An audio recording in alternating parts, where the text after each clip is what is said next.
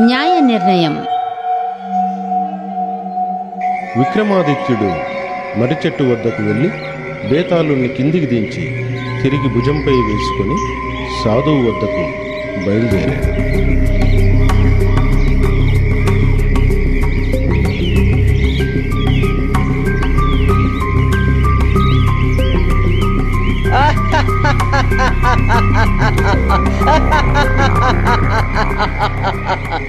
రాజా విక్రమార్క, నా దృష్టిలో నీవు సాధువుకు త్రికరణ శుద్ధిగా సహాయపడుతున్నావు.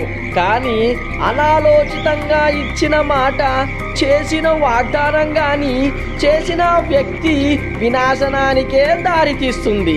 ఈ విషయం తెలుసుకోవడానికి ఒక కథను చెబుతాను, శ్రద్ధగా విను. కథను వినిపించు. శివపురం నగరంలో రామానందుడనే వ్యాపారి ఉండేవాడు. అతనికి సుధాకరు, దయాకరు అనే ఇద్దరు కొడుకులుండేవారు. సుధాకరు సుందరమైన వాడైనప్పటికీ కూడా బుద్ధిహీనుడు. దయాకరు చూడడానికి అందవిహీనంగా ఉన్న వ్యాపారంలో మంచి తెలివితేటలు ప్రదర్శించేవాడు, న్యాయదక్షతతో వ్యవహరించేవాడు. అతను తన తండ్రి వ్యాపారాన్ని అధఃపాతాళాల నుంచి గగనతలం దాకా తీసుకువెళ్ళాడు. అదే నగరంలో ఇంకో వ్యాపారి ఉండేవాడు. అతనికి ఇద్దరు కుమార్తెలు, రమ, శోభ.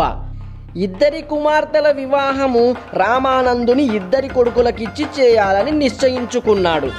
రమ సుధాకరునితో వివాహానికి అంగీకరించింది. అనాకారితత్వాన్ని అసహ్యించుకొని అతనితో వివాహానికి అంగీకరించలేదు.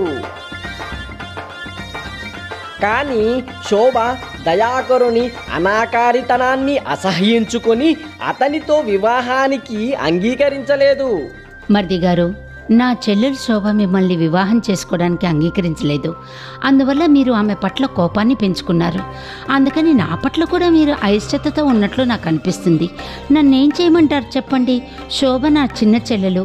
ఆమె భవిష్యత్తు పట్ల నేనెంతో విచారిస్తూ ఉంటాను. వదినమ్మ, మీరు మీ మనసు నుండి భయాన్ని తొలగించండి.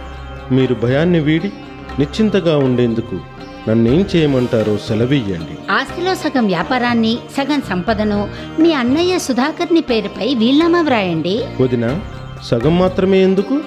మొత్తం వ్యాపారాన్ని, మొత్తం సంపదను సుధాకరుని పేరుపై వ్రాసివ్వడానికి నేను సిద్ధం. అలాగా? పాపం దయాకరుడు వదినకు మాట ఇవ్వడమే కాక మొత్తం సంపద, వ్యాపారాన్ని అంతా కూడా సుధాకరునికి చెందేటట్లుగా వీలు రాయించాడు. ఒక్కసారిగా పెద్ద మొత్తంలో సంపద వచ్చి పడడంతో రమా సుధాకరులకు ఆశ పెరిగిపోయింది. కళ్ళు నెత్తికెక్కాయి. ధనాహంకారంతో దయాకరుణ్ణి చిన్న చూపు చూడడం మొదలుపెట్టారు. అన్నా వదినలు నా పట్ల అమర్యాదగా ప్రవర్తిస్తున్నారు. వీరిని భరించడం కన్నా నేను ఇల్లు విడిచి వెళ్ళడం ఎంతో ఉత్తమం. వదిన, నేను బయలుదేరుతాను. చూడు, ఈ విషయం మా ప్రతిష్టకు సంబంధించింది. నీవు ఇల్లు విడిచి వెళ్ళిపోతే అందరూ మమ్మల్ని నానా మాటలు అంటారు. మేము నిన్ను ఇంటి నుండి తరిమేశామని మమ్మల్ని నిందిస్తారు. అందుకని మాతో పాటు ఇక్కడే ఇంట్లో ఉండాల్సిందే. వదిన, మీరు మరీ మూర్ఖంగా ఆలోచిస్తున్నారు. నా గురించి ఎవరైనా అడిగితే నేనే మనస్ఫూర్తిగా మొత్తం ఆస్తిని రాసిచ్చానని చెప్పండి. నేను నా తెలివితేటలతో ధనాన్ని సంపాదించడానికి వెళుతున్నాను. ధనవంతున్నయ్యాకే నేను తిరిగి వస్తాను.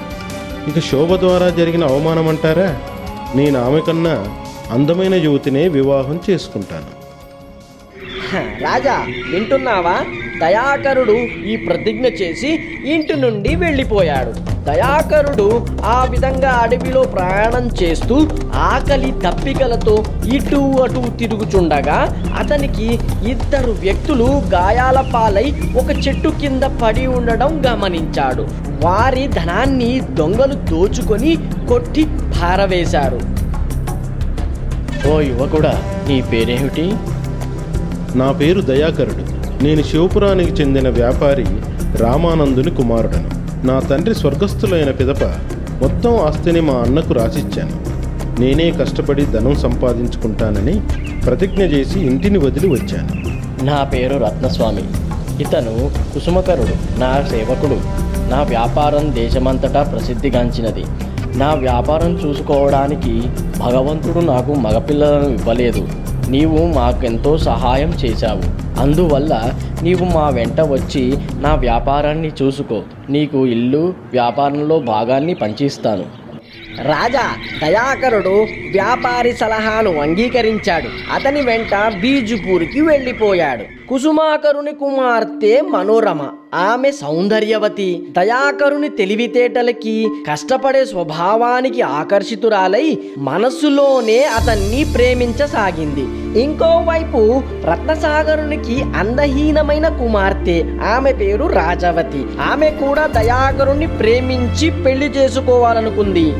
ఆ ఇద్దరు స్నేహితురాళ్ళు కలిసి మాట్లాడుకున్నప్పుడు తమ మనసులో మాటల ద్వారా వారిద్దరి మనసులో వ్యక్తి ఒకరేనని తెలుసుకుంటారు.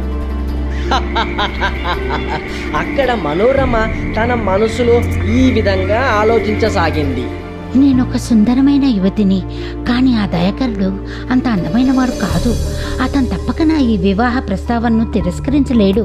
రాజా, అక్కడ రాజవతి ఆలోచన కూడా విను. నేనొక ధనిక పరివారానికి చెందిన యువతిని. దయాకరుని వద్ద అంతగా ధనం లేదు. ఒకవేళ అతనితో నా ప్రేమ ప్రస్తావన తెస్తే అతను నన్ను తిరస్కరించలేడు. అతడు ఇంటి నుండి వస్తూ తన వదినకిచ్చిన మాట ప్రకారం అధిక ధనాన్ని సంపాదించిన తర్వాతనే ఇంటికి తిరిగి వస్తానని చెప్పాడు కదా. మనోరమ రాజవతులు తమ తమ తండ్రుల వద్ద తమ మనసులో దయాకరుణ్ణి ప్రేమ విషయము పెళ్లి చేసుకోవాలనుకుంటున్న తత్వాన్ని వివరించారు. తమ కుమార్తెల నిర్ణయాలు విన్న తరువాత కుసుమాకరుడు, రత్నస్వామి తమ కుమార్తెల వివాహ ప్రస్తావంతో దయాకరుని వద్దకు వెళ్ళారు. దయాకరుడు కొంచెం సేపు ఆలోచించిన పిదప రత్నస్వామి కుమార్తెను వివాహం చేసుకోవడానికి అంగీకరిస్తాడు. కొద్ది రోజుల తరువాత రాజవతి దయాకరుల వివాహం రంగరంగ వైభవంగా జరుగుతుంది. ఓ రాజా, చెప్పు, దయాకరుడు సౌందర్యవతి మనోరమతో వివాహాన్ని ఎందుకు నిరాకరించాడు? రాజవతి సౌందర్యవతి కానప్పటికీ ఆమె యొక్క ధన సంపదలను చూసి ఆమెను వివాహం చేసుకున్నాడా? అందువల్ల ధనవంతుడై తన వదిన వద్ద చేసిన ప్రతిజ్ఞను ఈ విధంగా నెరవేర్చుకోవాలనుకుంటున్నాడా? మరి శోభ కన్నా సౌందర్యవతిని వివాహమాడతానన్న ప్రతిజ్ఞ ఏమైపోతుంది? రాజవతిని వివాహం చేసుకోవడం ద్వారా ఆ ప్రతిజ్ఞను నిలబెట్టుకోలేకపోయాడు కదా. సమాధానం చెప్పు రాజా విక్రమార్క. నా ప్రశ్నలకు సమాధానం త్వరగా చెప్పు. కానీ రాజా, నీవు సమాధానం తెలిసి కూడా సరి అయిన సమాధానం ఇవ్వలేదో నీ తల 1000 వ్రక్కలవుతుంది. పెదవి విప్పావో నేను తుర్రున ఎగిరిపోతాను. బేతాళ, రాజవతిని వివాహం చేసుకున్న దయాకరుని నిర్ణయం సరైనది.